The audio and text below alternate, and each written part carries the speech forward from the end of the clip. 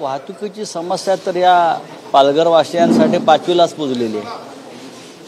मुंबई अहमदाबाद हा जो रस्ता आहे त्या रस्त्यावरून एकदा अहमदाबादवरून नरेंद्र मोदींनी यायला पाहिजे किंवा अमित शहानी यायला पाहिजे।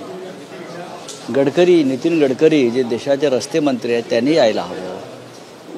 फडणवीसांनी हेलिकॉप्टर सोडून रस्त्याने यायला पाहिजे। मग कळेल त्यांना काय हाल आहेत लोकांचे।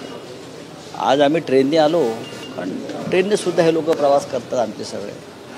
संघटनात्मक बांधणी संदर्भातला हा दौरा आहे। ठाणे आणि पालघरमध्ये संघटनात्मक बांधणी आम्ही अत्यंत गांभीर्याने घेत आहोत। नवीन नेमणुका झालेल्या आहेत। विलास पोतनीस, अमोल कीर्तीकर या अनुभवी लोकांची नेमणूक इथे झाली आहे। आज शाखांची उद्घाटन आहेत। पालघरमधलं शिवसेनेचं मध्यवर्ती कार्यालय उघडलं जात आहे। एकदा शाखा उघडली, शाखा निर्माण झाली की त्या भागामध्ये शिवसेना वाढते, गजबज वाढते। हे तुम्हाला पालघरमध्ये दिसायला लागेल। जवळजवळ प्रत्येक गावात शाखा।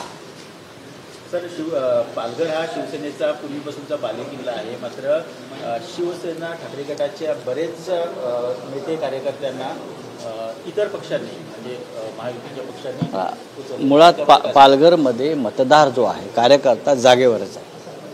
आता कोणी वरचे लोक काही त्यांच्या व्यक्तिगत स्वार्थासाठी गेले असतील तर तो त्यांचा प्रश्न आहे, पण कार्यकर्ते आणि जो आमचा मतदार आहे परंपरागत तो कायम आहे। त्याच्यामध्ये अजून कशी वाढ करता येईल, लोकांना कसं आकर्षित करून घेता येईल, त्यासाठी आमचे लोक प्रयत्न करतात।